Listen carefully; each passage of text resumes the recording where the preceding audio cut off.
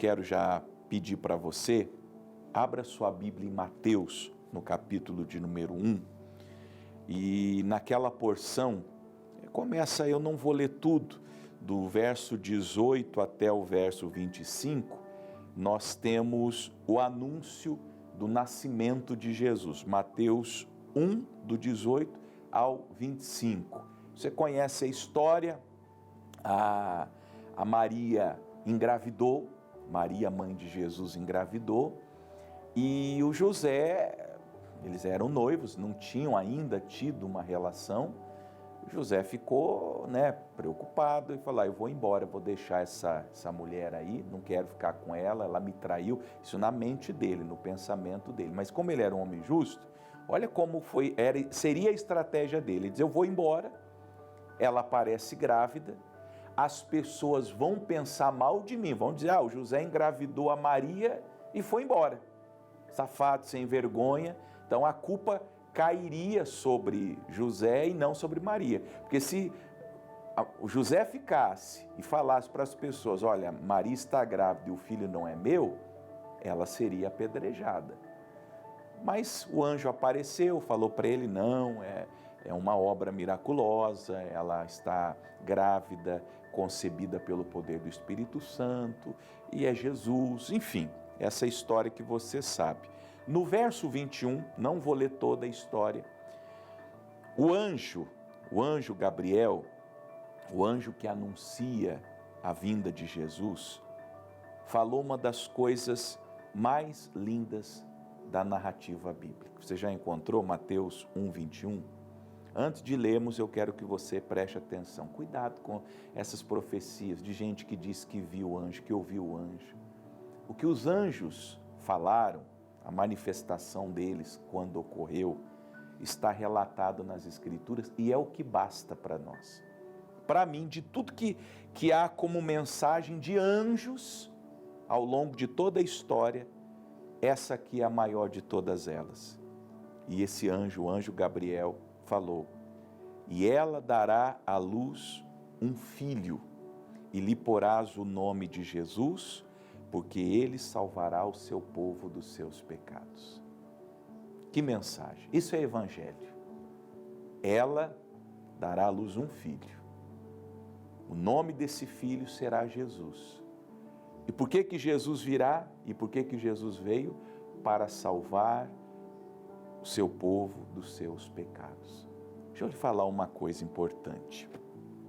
Você não tem que querer ser salvo da enfermidade, da miséria, do que quer que seja. Num primeiro momento, não. É claro que depois que você nascer de novo, depois que você se converter, depois que você tiver um encontro com Cristo, aí essas coisas serão colocadas nos seus devidos lugares. A grande questão na vida do pecador é ser salvo dos pecados.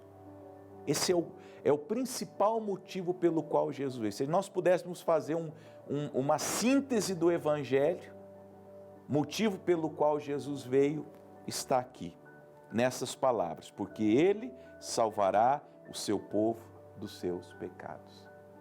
E eu quero meditar com você, para isso nós vamos em Romanos capítulo 6, eu já deixei a minha Bíblia marcada para ficar mais fácil, capítulo 6, versículo 20 de Romanos, do 20 até o 23. Vamos em Romanos 6, do 20 ao 23. Eu vou ler e vou explicar. Nós somos salvos do pecado pelo menos de 4 maneiras. Preste atenção, eu não tenho muito tempo, gostaria de ter mais tempo, mas não tenho. 23, Cláudio, por favor, é Romanos capítulo 6, do 20 ao 23, tá bom? Corrige para mim, porque o último versículo do capítulo 6 é o 23.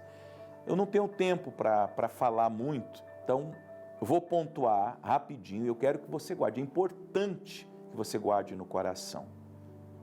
E quais características o Senhor nos salva dos nossos pecados? Vou ler. Porque quando éreis servos do pecado, estáveis livres da justiça. E que fruto tinhais então das coisas que agora vos envergonhais? Porque o fim delas é a morte. Mas agora, libertados do pecado e feitos servos de Deus, tende o vosso fruto para a santificação e por fim a vida eterna. Porque o salário do pecado é a morte, mas o dom gratuito de Deus é a vida eterna por Cristo Jesus nosso Senhor. O Senhor nos salva dos pecados sobre 4 aspectos. Primeiro, porque quando eres servos do pecado, servo aqui é escravo. Enquanto Jesus não te libertar, enquanto Jesus não escrever a sua carta de alforria, você vai ser escravo do pecado. Eu vou dar um exemplo, e é o exemplo que eu vou levar para você entender os aspectos da salvação do pecado, e eu vou usar o caso de Maria Madalena, uma mulher que, segundo a tradição, se prostituía. Era uma prostituta, uma meretriz. E em Lucas 8 nós lemos que Jesus curou doenças dela, e toda pessoa que se dá à prostituição tem muitas doenças, tem doenças venéreas, tem doenças sexuais e tem doenças emocionais. Além disso, Jesus expulsou dela 7 demônios. Quais eram eles? Eu não sei. Um eu tenho certeza, aliás, um não, pelo menos 3 eu tenho certeza. Porque onde tem espírito de prostituição, tem espírito de enfermidade e tem espírito de miséria. Toda pessoa que se dá à prostituição tem muita enfermidade e tem miséria na vida dela, além do próprio espírito da prostituição. Então, Maria Madalena, segundo a tradição, e nós cremos que é assim, porque a Bíblia relata e nos dá essa interpretação, ela era escrava. Por mais que ela quisesse, que ela dissesse assim, eu não vou mais, ela cumpriu os programas dela, atendeu, entre aspas, os clientes dela na noite, ela chegou em casa, chorou, tomou aquele banho, porque ela se sentia suja. Ela disse, se ela dissesse, imagino que ela disse muitas vezes, como muitos de vocês em relação a este ou quaisquer outros pecados, diz, eu nunca mais vou tornar a cometer. Ela não conseguia. Por quê? Porque ela era escrava do pecado.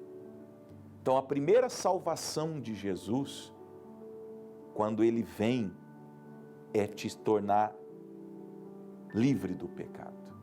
Porque quando eres servos do pecado, escravo do pecado, Jesus tira você da escravidão. O pecado já não terá domínio sobre você. Ele já não é mais teu Senhor. Ele já não tem mais domínio sobre a tua vontade. Há uma quebra, há uma libertação. É como se as cadeias fossem quebradas. E você então já não tem mais aquele Senhor te dominando.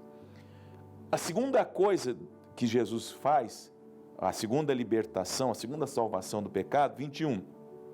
E que fruto tinhas então das coisas que agora vos envergonhais? É a culpa. Porque vamos manter a Maria Madalena no nosso escopo aqui, na nossa conversa. Mesmo depois que ela foi liberta, tinha que vir o segundo passo, a libertação da culpa, a salvação da culpa. Porque você sabe, e alguns estão nesse processo, você sente culpa pelo que fez, não sente? Pastor do céu, eu me sinto o pior dos homens, a pior das mulheres. E você é de fato. A culpa que você sente pelas coisas que você fez, ela tem razão, sabe por quê? Porque você pecou contra a lei de Deus. Todo pecado que nós cometemos é contra Deus, é contra a lei de Deus.